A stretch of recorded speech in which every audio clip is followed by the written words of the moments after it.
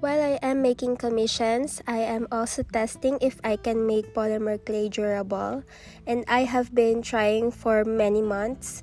I also bake separate pieces to test different brands because I'm not sure if the problem is from the brand I'm using. I don't want to use polymer clay back then just because it's so brittle. Sometimes I bake it right, most of the time it's not. At the end of the video, I will show you how I bake mine so you can also bake yours to have durable and flexible polymer clay. But first, the basics and some tips when you're just beginning to learn polymer clay or wanting to try it in the future. One of my reasons why I stopped using polymer clay is because it's expensive. When choosing the brands, you don't have to copy the majority. You can choose the cheaper one, especially when you're just starting out. These are the brands that I'm using. Alto mostly, Chito, and E-Clay brand to be exact, because they're just rebranding it, but I think those brands are the same, even the packaging is the same. I also use Primo Sculpting and Cosclay brand, which is gifted to me. I also tried different brands, but the one you want to buy and stick to is based on the consistency that you want. Then if you have limited budget, you can just buy some primary colors first. Better start with a lot of white color and transparent, and then a smaller pack of black, red, blue, and yellow. You just mix the color that you want. Here is where I store my mixed clays. Even if I bought some different colored clays, I still prefer mixing my own colors. Raw polymer clay can melt some plastics, so there are plastic containers that can melt when in contact with raw polymer clay. You should look for the plastic container symbol in a triangle with number 5 on the bottom of the plastic containers. You can also use Ziploc plastic bags. No need to seal them like air dry clays. It's just to prevent it from dust. I've been working on this white tile for months now, and it's my favorite to work on. I just bought this in a hardware store. You can also use a silicone mat like this, and some artists work on glass that they got from picture frames. You can work on what you have and what you can afford. You can also use wax paper or parchment paper.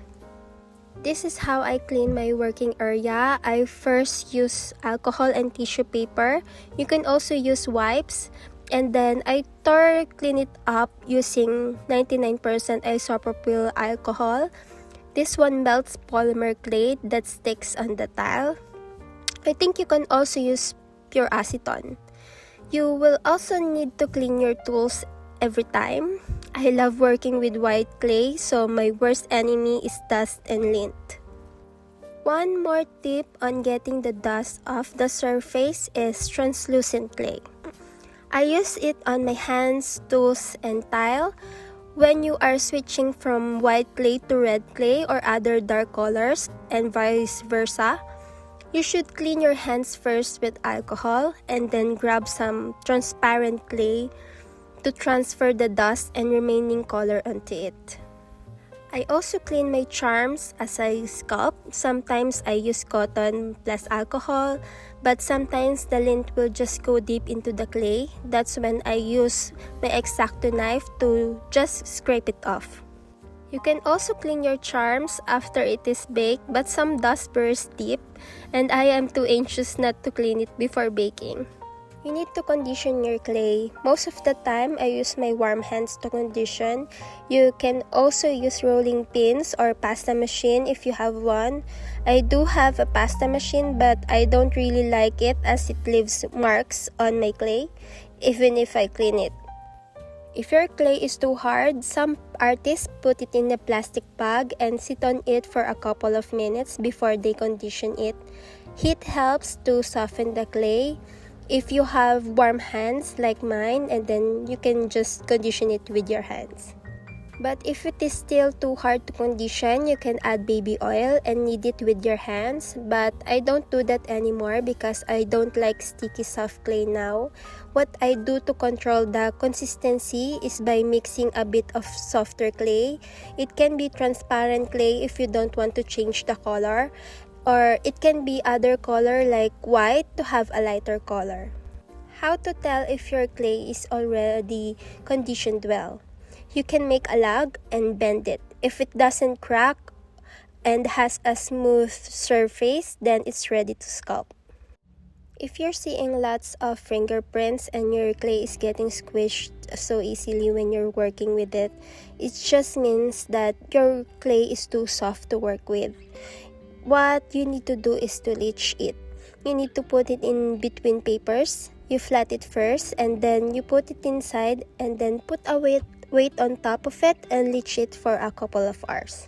What tools you should buy when starting out?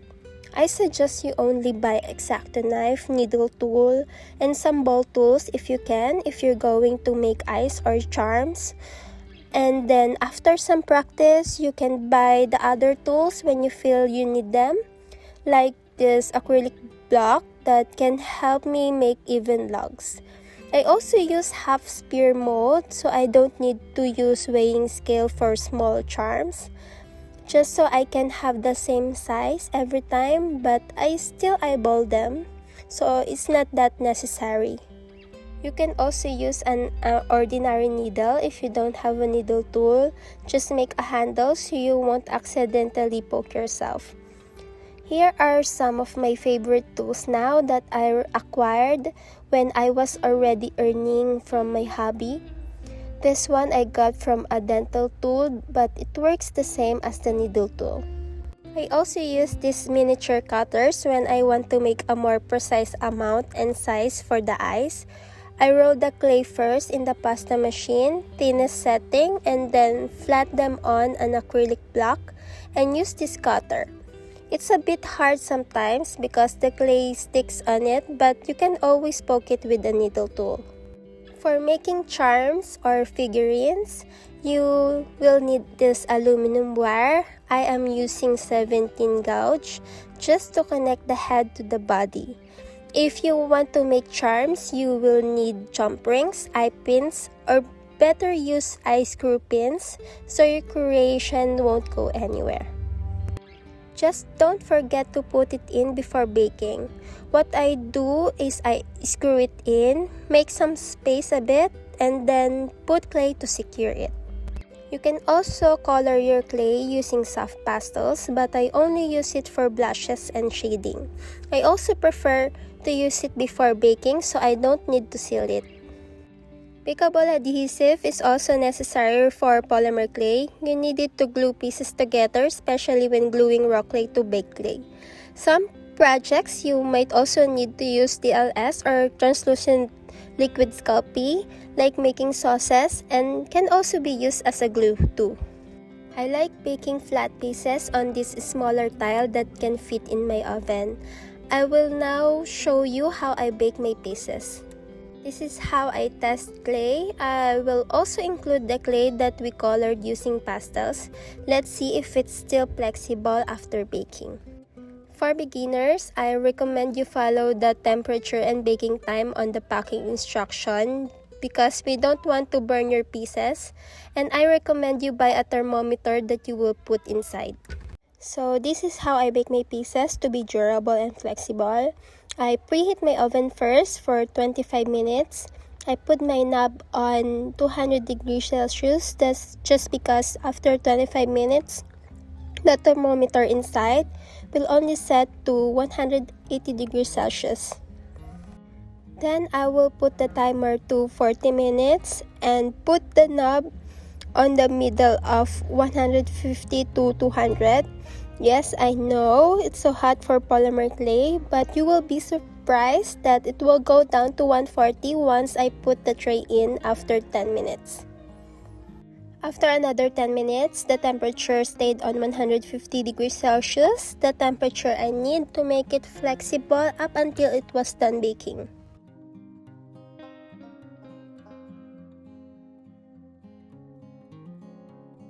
This was the day after it was baked. I didn't open the oven. I waited for it to cool down inside. As you can see, they're so flexible and not brittle like before. If you don't want to have shiny backs like this one, you can bake your pieces on an aluminum tray with cornstarch bed like I am doing. It won't leave marks and your pieces won't deform while baking. Please, just a disclaimer, I didn't show how I bake mine for you to exactly follow it. I showed it to you so you would know that the temperature will go lower once you put the tray in or when you open the oven. Please, you have to know your own oven. You have to watch it on your own. You have to try and see for yourself if your oven does the same. You need to watch it while baking. You can just scroll on your phone or set a timer every 5 to 10 minutes. You can ask me anything if you're confused in the comment section and I will respond as soon as I can. Thank you so much for watching. I hope this video will help you on your polymer clay journey.